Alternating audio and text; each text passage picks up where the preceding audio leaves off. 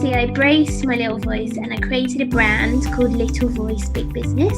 And since then, like, good stuff has happened. So if you do have something about you or about your experience that's unique and different, and yeah, it might be weird and it might be a bit uncomfortable, might scare the hell out of you, but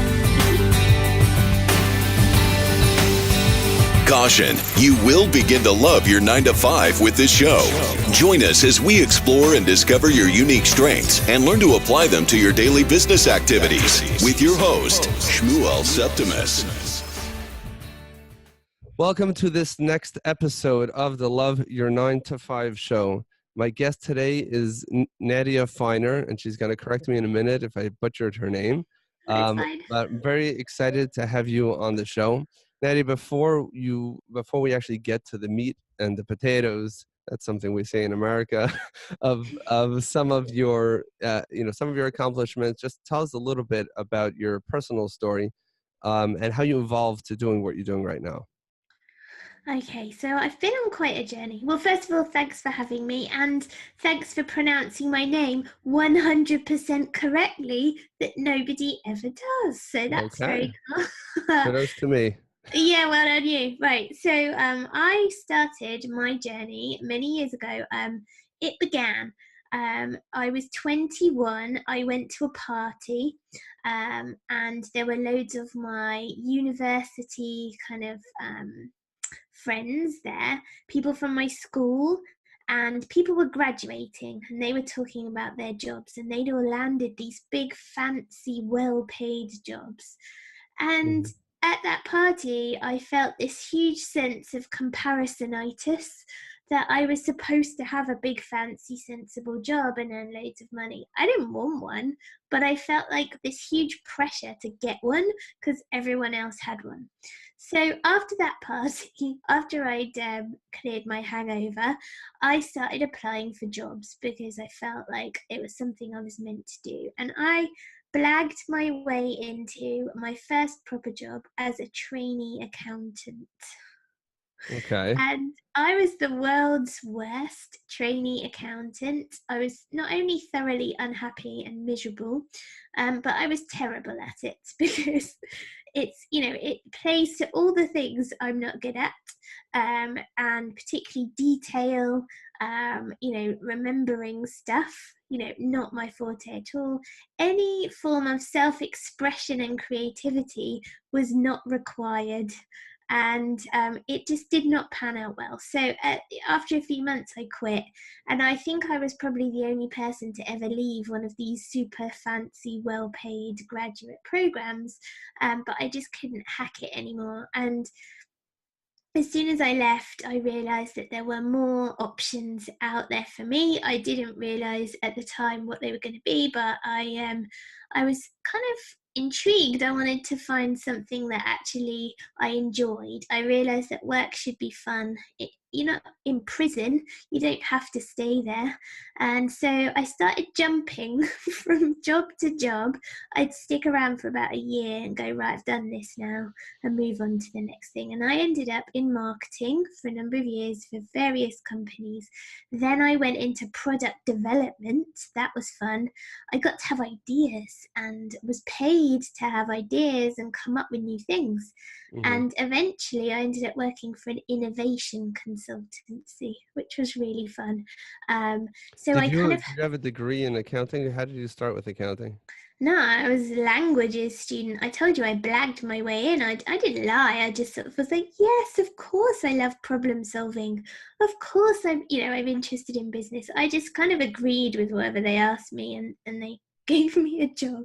So I ended up a few years on working for this innovation consultancy, where I was hired as part of a team to go in and help massive companies have ideas and improve their customer experience. So I actually really liked that job, but eventually it got to the point where I was told to embrace the chaos one too many times. And I decided that I had to get out of there. And that was kind of the end of my corporate experience. And alongside that, as you probably have read, I had a sort of rather interesting personal journey that may explain some of these things. So yeah, that was like the work experience side of it before I became self-employed, and then ultimately started a business, and then another business, and another business, and became a business coach. So hold on, before we go to the personal side, let me jump in on the Yeah, professional side. yeah. Come on, talk Because to me more about that. yeah, just for I want to get to the personal. I definitely hmm do it in a second. But from the professional side, so you were in the corporate world and they told you to embrace the chaos. Um, Because it was a creative agency, and it was all about the creative process. And I like being creative, and I love having ideas, but I also don't really like chaos. I like to be organized and know what's going on. And after a while, it turned out, and I don't know whether your people will find this interesting or not, but I ditched it and was like, man, I've got to get out of here. I'd had an idea for my first book, and I was determined to go and write it. So I jacked it in, and on a bit of a whim, not with a plan B other than writing this book. And then it turned out I was pregnant.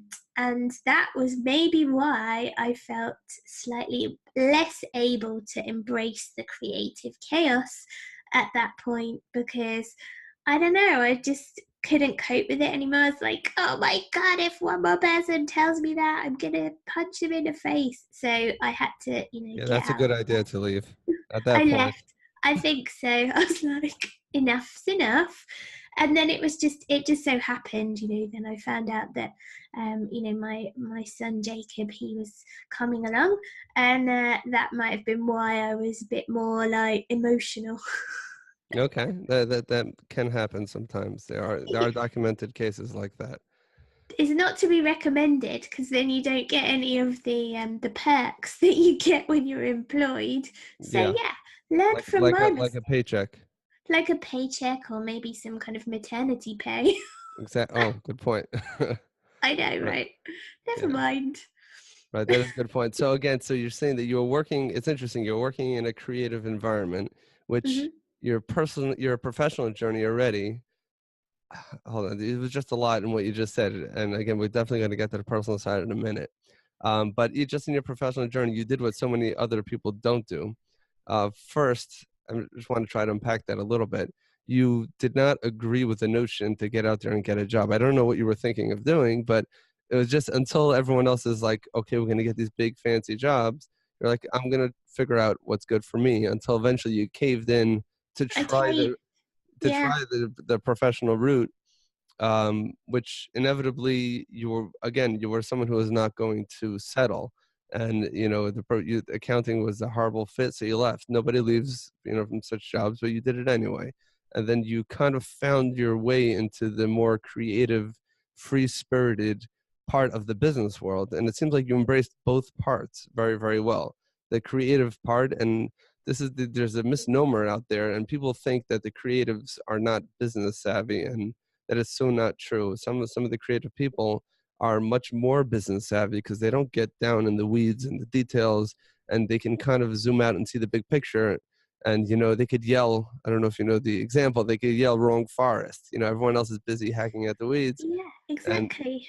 I love that analogy. You're so right, because that's what I'm good at, is the big picture. So my gift, I suppose, is helping people to grow their businesses, but from the outside. The minute you get sucked into the business, I couldn't work in people's businesses with them, but I can immediately see what needs to be done to grow a business or what's not working.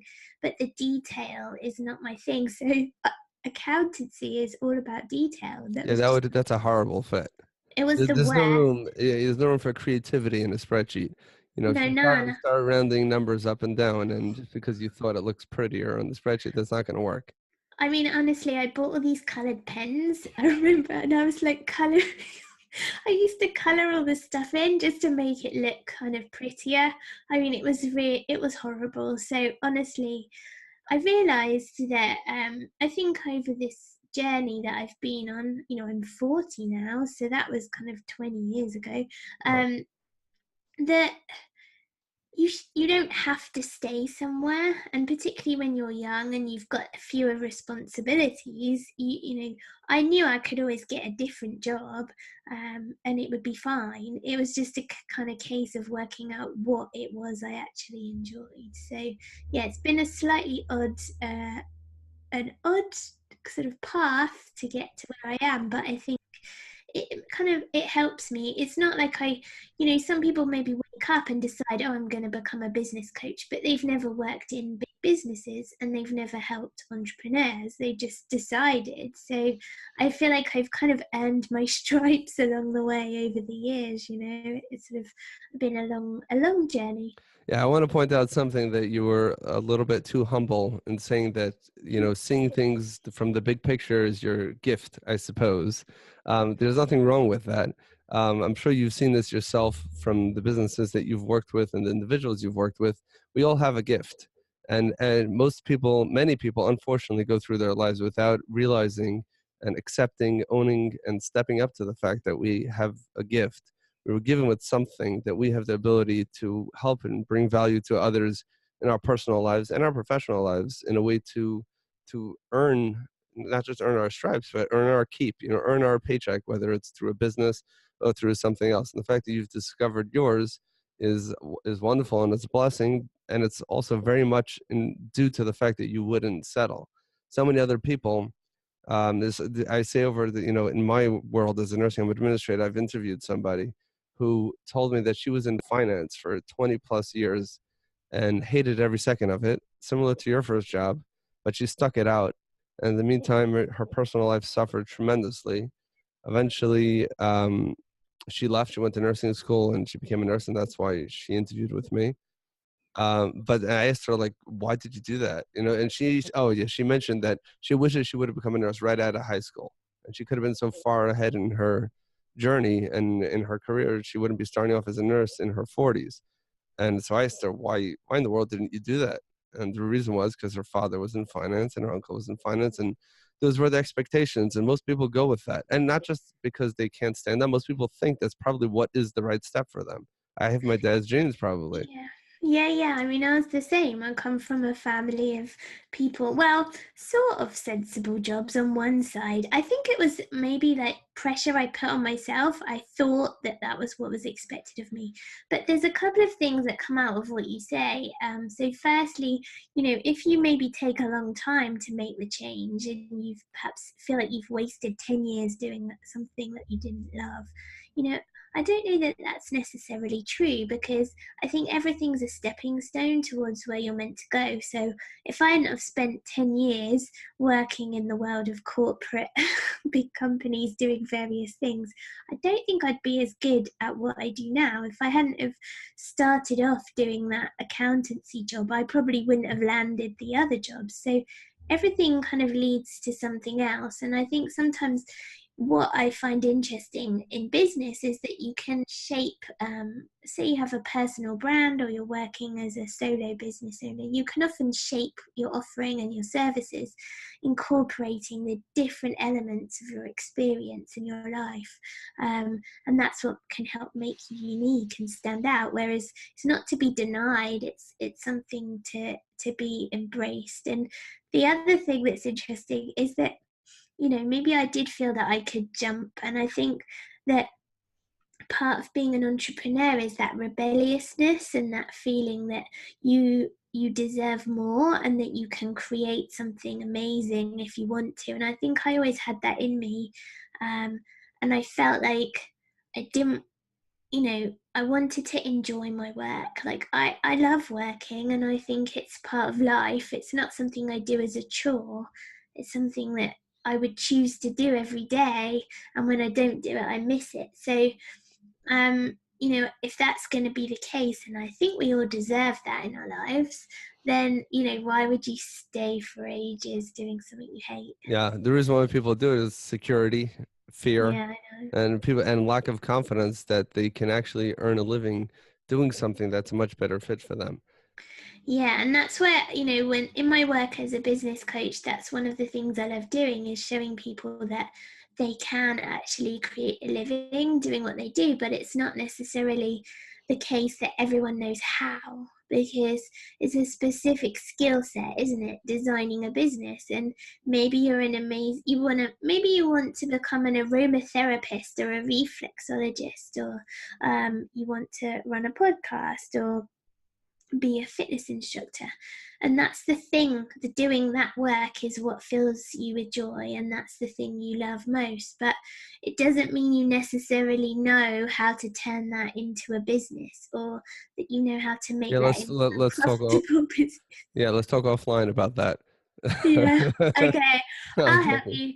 you. No, because you might train in a subject, like say you train to become an interior designer, or you train to become a bricklayer. I don't know, but you might not get trained on how to run a business doing that. And Yeah, that's where it all kind of falls apart. yeah, absolutely. I mean, some of the people who are the most skilled, they feel like they should do it for everyone for free, especially their neighbors and their Mhm. brothers-in-law and everyone else. And and I can never charge that much. It's just not fair. It's so easy for me. That's another mistake that people make too, is that what comes naturally to them is like, well, that takes nothing. They don't realize that that's a skill, and for other people, they can't do it. But Yeah, before we for get too sure. far down the road, let's go back to the personal side that we said we're going to get back to. Tell us a little bit about that journey, if you don't mind. You brought it up.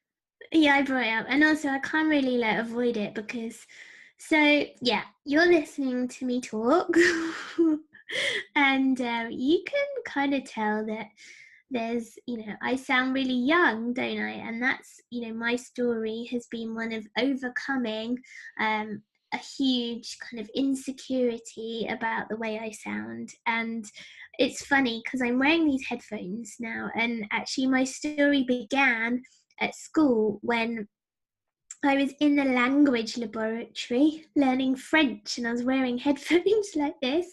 And I had to, I was about 15, and I had to record myself speaking.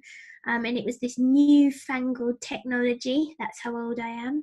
There were tape machines. I heard And of those. yeah, do you remember them? Uh, And maybe not. I do. There was tape machines, and you had to record yourself speak, and then you hit play and you listen to it back to check your pronunciation. And at that point, I was talking about a film I'd seen. I listened to my voice, and I honestly thought I was listening to the wrong tape, because all I heard was this kid talking about a film, and I couldn't understand why the kid was saying what I'd said. And then Well, it finally dawned on me that it was me, and that was how I sounded. And, because in those days you didn't have Snapchat, you didn't have Instagram, you weren't recording yourself ever. So this was like the first time I'd ever heard myself speak, and I couldn't believe it. And I got such a shock. And at that point, it felt like the walls were kind of closing in on me, and I realized that there was something a bit odd about me, and that I sounded weird, and that I kind of took this weird vow almost of silence. Obviously I wasn't a mute, like I did speak, but I just didn't do things that other people did. So I wouldn't phone someone that I didn't know. I mean, that's ridiculous when you think about it, but I didn't do that. I wouldn't go on stage. I struggled to speak in like a group situation. So imagine, like, in university when you have a seminar and everyone takes it in turns to speak. By the time it would get to me, I'd be like this nervous wreck, and I still am a little bit now. And professionally, it was interesting. I used to get shipped off to elocution lessons. People used to sort of make comments about my voice. People ask, when they ring my house, they ask to speak to my mum all the time. even now? Yeah, now, all the time. So, and people say, oh, you should do voiceovers in cartoons. That's what they say to me pretty much every week. Someone says that to me. So, as an entrepreneur, it's been really challenging because running your own business, it's a lot about visibility and self-promotion. And for me, that's been a huge battle. And also how to create a brand that stands out when really. Let me jump in here with a question. Yeah, go on, go on. Until you were kids are brutal, right? Kids are Yeah, mean. And kids are honest. Let's say it that way. They're not politicians. They don't know how to sugarcoat stuff. So when I'm doing something wrong, my kids are my best critics, and they'll tell me when I'm doing something that's terrible or wearing something that's terrible. So up until 15, nobody made any comments. Well, I guess until I was about 10, I probably sounded like everybody else because that's kind of, Oh, that's a I good point. sound. And then, like, when I was at school, you start when you're 11, and then by the time you're 15, everyone's so used to hearing you, they don't really notice, maybe. So I think it was only once it started getting to the point where you're putting yourself out into the bigger world, that's when it kind of really became an issue. And like bosses would say stuff to me at various points. They'd make, let's say, weird things to clients. Like someone said, "Oh, she sounds like a little girl, but she's got a big brain," to a client while I was standing there. I was like, "Oh, yay, thanks." That So it's was been that a compliment? Well, how was that intended? I think that was intended as a compliment, but I found it like mortifying. Yeah. So, you can imagine it's kind of built up and built up. Then, when I quit my job to go and write this first book, which was actually about kind of relevant to what you're talking about, it's all about how it's called There's More to Life Than Shoes, because I hated my job and I was just saving up money to buy shoes, and I realized there had to be more to life. So me and my friend, we went off on this big mission to interview these inspirational women and find out how they'd done what they did. And then part of writing this book, we had to get interviews with people, so I had to phone people that I didn't know and interview them. And honestly, I found it terrifying. So yeah, I kind of had to push past that. And then when I was over the years run different businesses and stuff, I just kept like creating brands and businesses where I'd hide behind the business. So for example, I ran a PR business where I was basically invisible. So Even I'd, though you it's know, a I'd PR business. yeah, the Okay. irony is insane. So I would, I have a brand. I'd be like mentioned on the website with one standard photo, which was usually the same picture I used everywhere. And at that point, I even brought in a business partner who was this really loud, brash woman who I could literally hide behind. So you can see how it kind of played out. And it wasn't until more recently, in about 2014, when I created a personal brand. And I was looking for ways to distinguish myself from all the other business coaches out there. And I started to look around me and realize that, everyone else does it a certain way. Everyone else looks a certain way, sounds a certain way, and it just wasn't me, and it was so fake, and I couldn't pretend any longer. And I had this moment, when a quote just drops into your mind and it's Mm-hmm. really powerful. Yeah. This quote came to me that I'd read somewhere by Joseph Campbell, and he said, "The cave you fear to enter holds the treasure you seek." So, Nice. yeah, I know. So I was like, oh my God, it's true. For me, the cave, my voice is the thing in the cave. If I can just embrace how I sound rather than hiding away from it, Let me review that. The yeah, cave you fear to enter holds the treasure you seek. holds the treasure you seek. Yeah. So yeah, I've heard that in So several I was different. just afraid of my. Yeah, You've go heard ahead. it before. No, I was just going to. I've heard it differently, but basically that if you want to know where your greatest strengths are, it's exactly the thing you're most petrified of doing. And most people will, do everything they can, arrange their whole life around not confronting it. But once you confront it, that's when real greatness, can come. So it Yeah, seems like you very cleverly figured out all sorts of ways.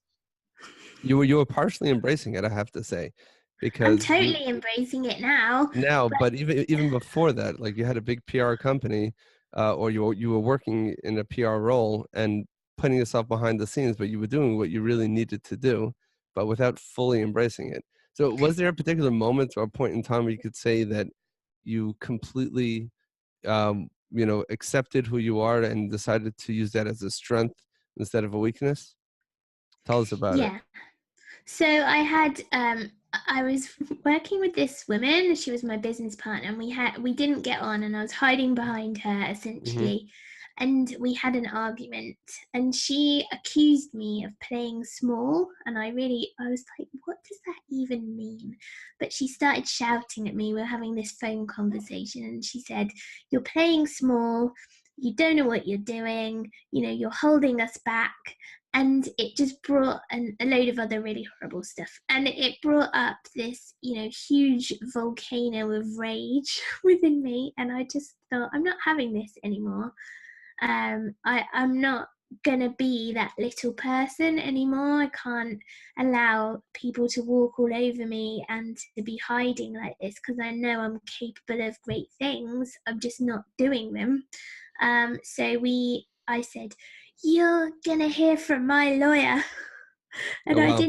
I didn't have a lawyer. I went and got one, but we fell out. The business kind of crumbled. But I knew that because I'd created businesses before and I could do it, I'd just pick myself up and do it again. But obviously, it took me a long time because I was on the sofa eating too much ice cream, feeling really sorry for myself. And during that time, I really had to face my fears. That was when I decided to go it alone, focus on the strategy, not have a business partner ever again, become a coach, because that was the thing I actually love doing and the thing I do best. And then it was just this kind of ongoing, like, how am I going to do it? Am I going to be myself, or am I going to pretend again to be Hmm. everybody else? And at that point, doing my branding, I decided now's the time. I had a conversation with a friend, and she said, "You know what you have to do." And I was like, "I don't want to do it. People are going to laugh at Right. me. I can't do it." And she said, she was like, "I just think if you do it, great things will come." And when someone's right, and then you just aren't quite ready to do it, and I put down the phone. It's like, oh, Yeah, I know I oh, have to do this. I I'll know tell I've you got to that, do I it. mean, you know this probably better than anybody else, but the world is so full of lies and fake people who put up, especially now with the internet age, it's so easy to put up a beautiful looking website and put up a couple of videos. And anyone who has zero to a drop of experience in business, so many people say, I'm a business coach, I'm an author because I had someone ghostwrite a book for me, or I sat on my computer, put some stuff together. I know. You know some of the statistics of how far people actually read through your books. Now, your book is different, and we'll get to that soon. But other people's books, many of them are barely read, and a lot of them have them just for some credibility. Just so much garbage out there. I think you referenced this a little bit in the beginning. And the Yeah, world, there's a lot of garbage. but people who are people, you know this yourself. People are starving for authenticity. People are Yeah. starving for someone to be vulnerable, but not vulnerable because they know vulnerability is what sells, because that also is fake. Yeah, that's just annoying to me, because I feel like, um, you know, there's people pretending to be vulnerable when they're not. Right, but I someone to do it mean, for real. This is a fear that you've been dodging, for I know. decades, and this It is goes something. on. It's not even over. This is the thing. It's not, I mean, so obviously I braced my little voice and I created a brand called Little Voice Big Business. And since then, like, good stuff has happened. So that's, you needed to know that did happen. But it doesn't mean it's over, because the other day I was in New York and I was giving a talk about my book and telling my story, and I was so afraid. I was just having like this massive meltdown before the talk. This stuff doesn't go away. Like, if it's true, if it's part of you, you might overcome it, but I overcome it on a daily basis. It doesn't mean it's gone forever.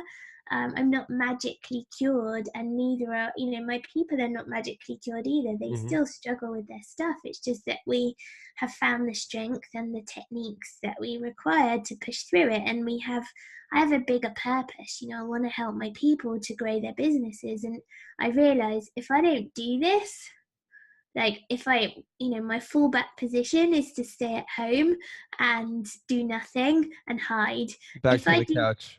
yeah, the couch. If I stay on the couch eating ice cream, who am I helping? No one, really. So, Ben and I Jerry.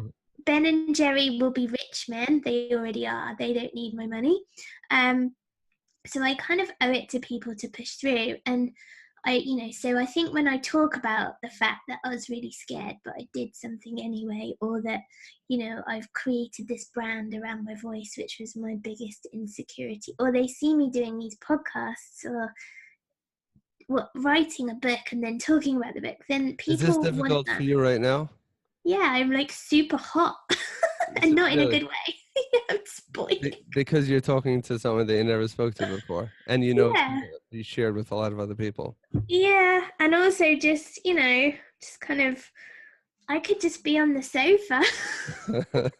Couldn't I? I could just tell no one. I'm like, oh, I'm so boiling. Anyway, carrying on your point about quality, I think there is a lot of rubbish out there.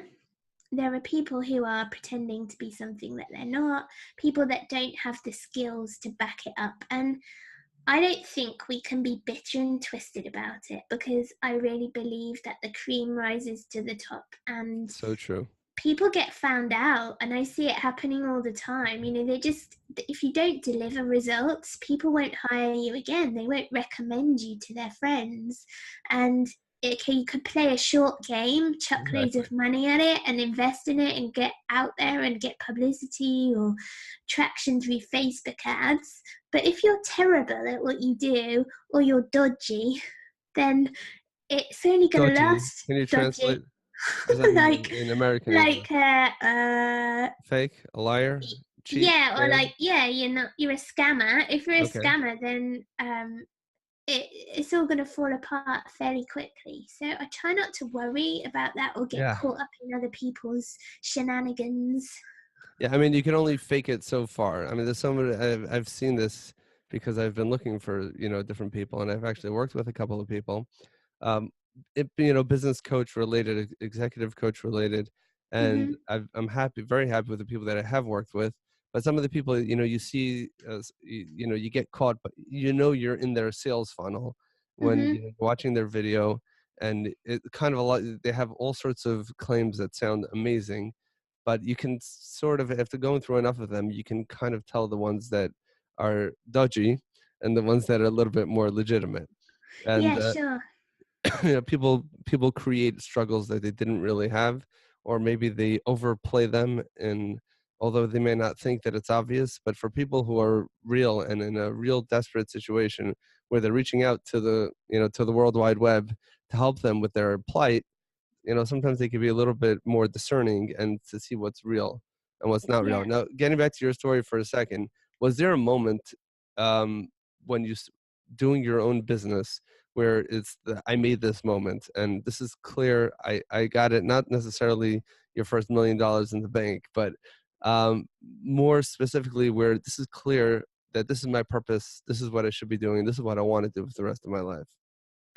Yeah, I think last year I gave a talk in Las Vegas, and it Nice. was it was to hundreds of people at this big entrepreneur event.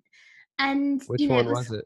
it was this woman called Carolyn Soldo, so it was her kind of coaching event or whatever. Okay. And she invited me. We'd met before at some other event. She'd heard me speak, and she invited me to come and share my story to her audience. And I think, being invited to travel that far was really cool, but also the audience was huge, and it was just like, it felt really proper, and there was actually a stage and So mics that went down the proper back of your trousers.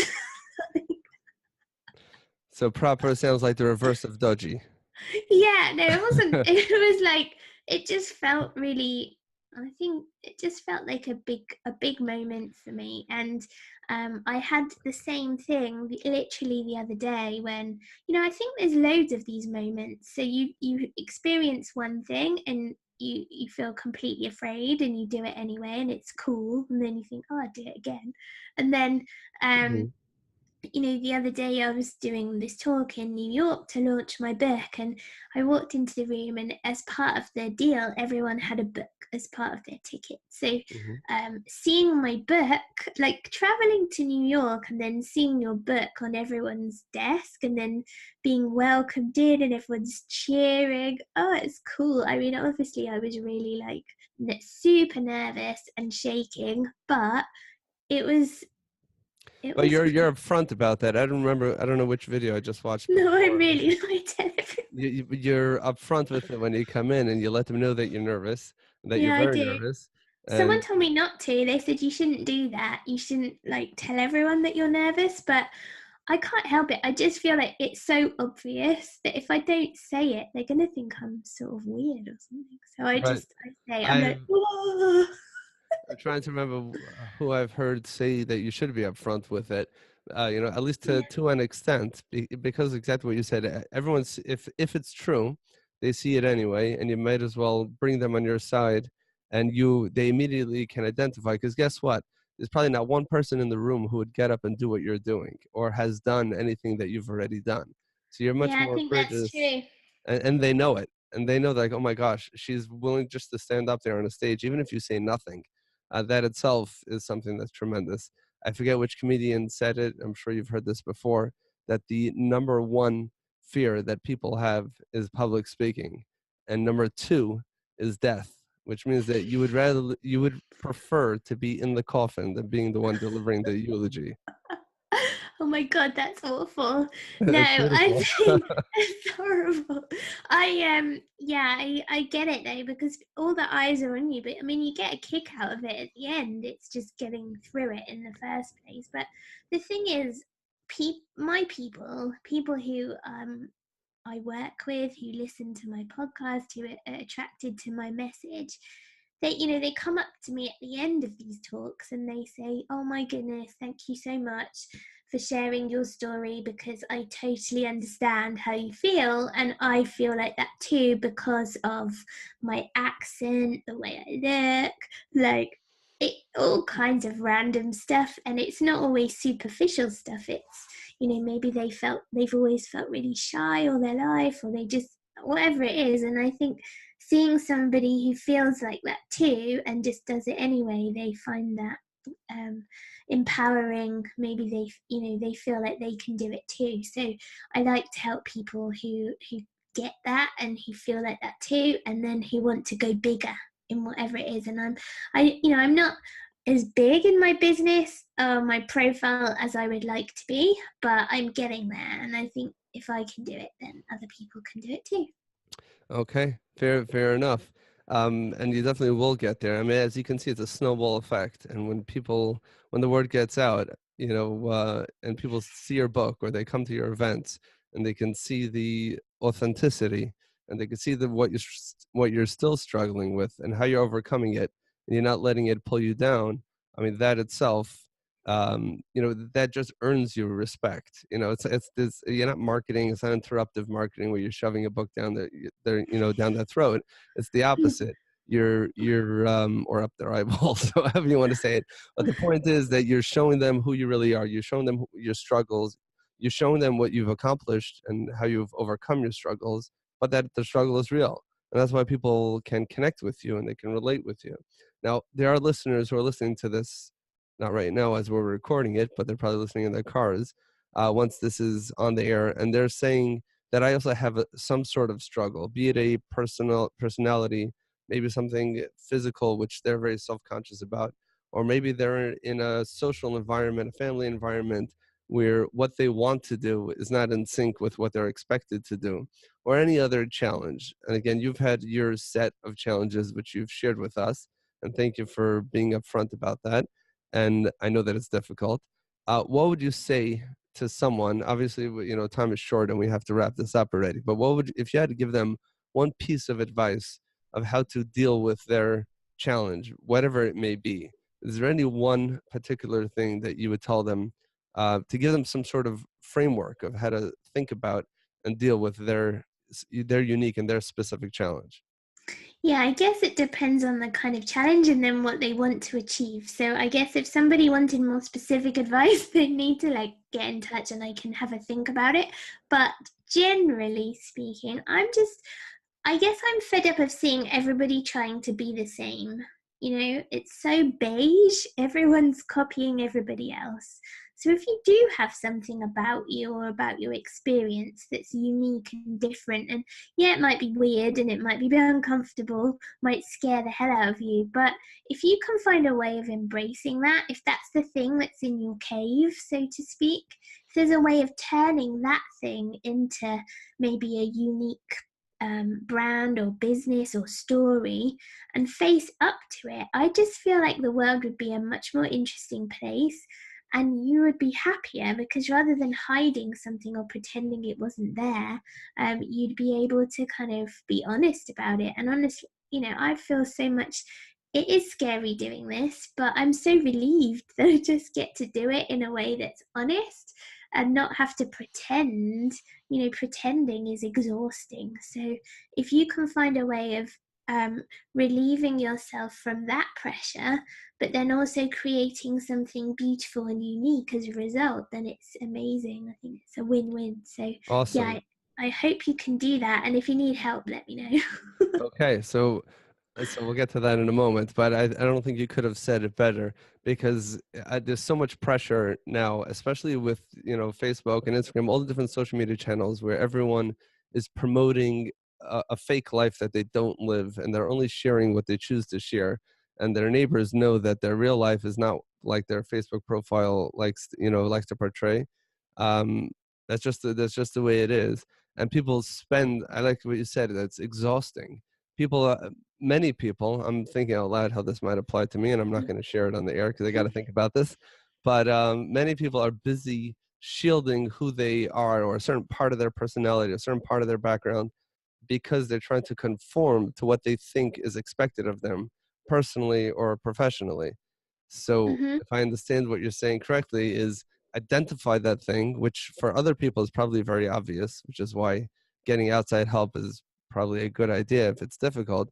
But even before that, take a pen and paper and just write down what are the things that every professional encounter you feel like you have to, the subject that's off limits. Let's try not to get there, and then realize that perhaps, again, depending on what it is, I assume, but perhaps that might be Yeah. the area where you'll connect the best to people, or you may have a skill in there, or a talent, or a business, or something that you bring to the table specifically in that area, which may be the area that the world is waiting for. And it doesn't mean you have to Yeah. become a viral internet celebrity overnight, but it may just simply mean transitioning from a job into creating a business, or transitioning within industries, or even just a new mindset in the job that you're already doing without any change, but just embracing who you are. I mean, that's really fabulous. Did you want to add something to that? I just Well, I just feel like often it's the thing we're afraid of. So when, you know, for me with my voice, I would never have thought that that was the thing. It didn't even occur to me. I was so busy trying to hide from it that it was kind of subconscious in a way, and I did need a friend to point it out to me. So it could be the thing you're hiding on purpose, the thing you feel like it's maybe unacceptable or that it scares you. And I think interestingly too that when you look at what that could be, the chances are that other people feel afraid or scared of that thing too. So by going there and being the person, like for me, embracing the little and talking about how to go big when you feel little, I, you know, other people by default feel that too. They get it. So it kind of makes you more human. It's just easier. You attract more people, and there's just a lot to be said for it. But it has to be authentic. If it's fake, like you said, people can tell, and there's a lot of fakeness. It's yeah, like, oh, what they you say, know, people, you oh can't well, fake authenticity. not really. I don't think so. Well, By you could definition, try. you can try, but You could it's not going to try. work. But you It also did doesn't work. something very clever, is that you didn't become the voice of people who sound perhaps younger than they really are. You broadened that and made that much deeper and much more important and relevant to so many more people. That people who feel small for whatever reason, Mhm. people who have, self self-imposed limitations, or not self-imposed limitations, but for whatever reason is they feel like they're smaller than they really are, letting them realize that there's greatness that needs to be unlocked within, and it's within them. It's not their boss, it's not their neighbors, not their parents or spouse, or not just those people. A big Mhm. part of the equation is inside of them. Now we could talk about this for a lot longer, but what is the name of your new book, and what is your new book about? Um, Oh, actually, uh, I've got it here because I remembered. So okay, it's so called Little Me, Big Business. nice. And it's all about how to grow your small business, increase your profits, and go global in your pajamas. So the idea is that you're working from home, you work by yourself, and you're running your little business by yourself. Now, what happens when you want to go bigger than your time or resources allow? What do you do then? How do you scale up and have a bigger impact on the world? How do you make more money? And that's what this is all about. You're gonna leave us hanging. Yeah, I'm not going to tell you how to do Oh, it. Oh, no, okay. there's sensible things you can try, and some of what we've discussed is in there. This idea of embracing your big personality, being you in your business, is one of the key ways to do it because you attract your people. So there's there's some stories in there. There's some funny stuff. Like, I don't like to write in a boring, serious, businessy way, but there's still loads of practical advice. And I think hopefully, people are saying nice things about it, so that's good. And the pajamas thing, I think, is really important Yes, because absolutely. Yeah, apparently you're because very connected to the sofa. I'm wearing pajamas on the bottom half as we speak. But I think it's just nice to be kind of comfy and at home. And I love the idea that I'm wearing my pajamas. I'm talking to you in Boston, and running a global business from my house. It's cool, right? And it's Yeah. not like I'm limited. I feel like the limits are gone. There's no more Right. self-imposed I limiting. wouldn't limit your And market to people who want to work in pajamas, because other people might not want to. Some people might be more comfortable, a that's little more just formal. But it is I think the yeah, point they is might. you can choose to work how you want, when you want. If you choose that you need to sit in an office and feel busy that way, so be it. But if you want to be able to work on your rooftop or on the sofa eating ice cream in your pajamas, then so be it. The point is there are no limitations. I mean, the world is through the as the internet advances and it makes us more and more connected, or perhaps more than we'd like to be, at the same time, the opportunities are huge, and and everyone can maximize, and figure out a way to be able to grow the value that they give to the world. It used to be that if you were a smith, you had a profession, you had a very limited market of whatever town, or if you were in a city, still extremely limited compared to now, where so many of the services are not physical services, they're digital services.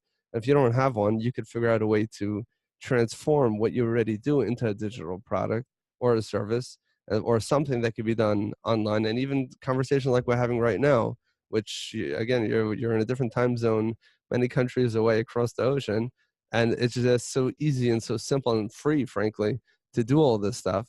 So Yeah, I it's mean, amazing. We're so lucky. There's no limitations, but at the same time, you've got all these this freedom. But if you're imposing limitations on yourself, it doesn't matter how kind of freeing it is using all this amazing technology. If you're still stuck on the sofa because you're afraid, or you're talking yourself out of it, or you're self-sabotaging, or you're procrastinating, or doing all of those things, you kind of need to have both sides sorted out, the strategy and also the mindset, otherwise you won't get anywhere. So I see a lot of people that come and they've got some of the business stuff sorted, they've got a good idea, but they're stuck in themselves. So that's kind of why I wanted to bring both sides together, because I know for awesome. me, I get stuck otherwise on the personal stuff, and then that can hold me back. So I just wanted to show everyone that it is possible, and it's possible to do it in a way that's not overwhelming or fake or scary. You can do this, and if I can do it, then you can. Awesome. Now, I like to end off each episode before you give us your contact information and how to get the book. Is there any other book that you've read that has made a tremendous impact in your personal or your professional life that you would recommend to others? Now, I know I don't want you to do reverse marketing to your book. Obviously, your book is the best on the subject, Oh but yeah, i- obviously. is there another book that has really made a very strong um, impact on the way you see the world or on the way you conduct business every day?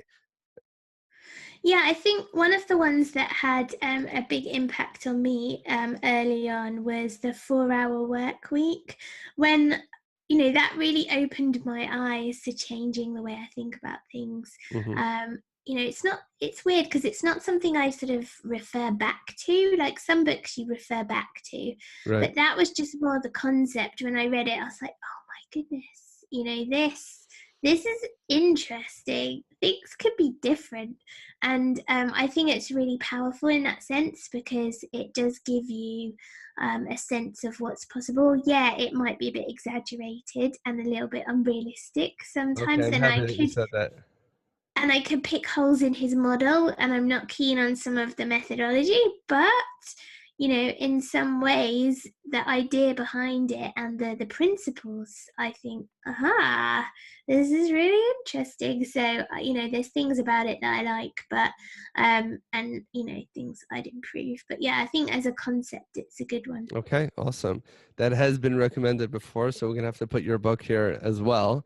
If for our listeners, and even before we sign off, I agree with you completely that originally I read the book and it blew my mind because he basically challenges all the norms of business and personal growth, Hmm. and there's so much truth to that. Is he's kind of reverse engineering your business life. Instead of saying I have to work 40 hours a week, how should I spend my 40 hours a week? Is like, no, you need money to pay your bills.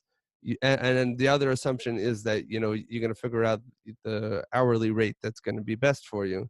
And for him, it's the other way. You need money to come in. It doesn't have to be you working. You can create products, businesses. You can do anything you want to do. And those things can pay you when you sleep. Now, obviously, it's not as simple as it makes it. And even though there's a ton of resources there, it's not so simple just to have an idea and create something, yeah, No. in a third world country and have it selling for millions of dollars on Amazon. It doesn't exactly work so simply, but the concept is true that if you want to live life on your own terms, it might not be 4 hours a week, it might not be 40, it might be 100, but you'll be loving every minute of it. And you can tailor your life.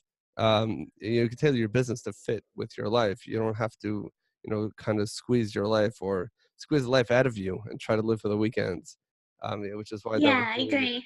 a game I'm changer. glad, yeah, I'm glad you liked it too, because I think it kind of, for me, it backed up a lot of things, and opened my eyes to some new things. It also made me realize that I have a different approach to him in some ways. And, we can talk about outsourcing. I love outsourcing certain things, but I also think it's important to do certain things yourself. Absolutely. Now, for our listeners, if they want to see more about you, about some of your work, or if they want to be in touch with you, or maybe if they want to work with you one-on-one, what is the best place? Is there one best place to send them, or? Yeah. I think if they head over to my website to go to nadiafiner.com, there you can listen to my podcast, you could download some useful things, and you could also book in to chat to me. I'm happy to chat to people and see if I can help you. Book-wise, you can search for my book on Amazon. Um, Nice. yeah, right. I mean, Yeah, it's where else? available in it's in loads of places, but I'll just tell you that one because then it kind of covers off all the countries. So, Fair enough. Little Me Big Business on Amazon, and I'd love to hear from you and let me know if you like it. Okay, excellent. Thank you so much for coming on the show, for being vulnerable, sharing the value that you've shared with the listeners. And again, I will post those. We'll post those links in the show notes. So if you weren't taking notes until now, that's okay. Everything that we spoke about will be in the show notes. Even lots of the content and links that were discussed will all be in the show notes. I can't give you the exact episode number because I don't know it yet. But when we do it, it'll all be then. It'll all be live. Thank you again for coming on the show. I really appreciate it, Nadia. Thank you. Thanks for having me. It's really fun.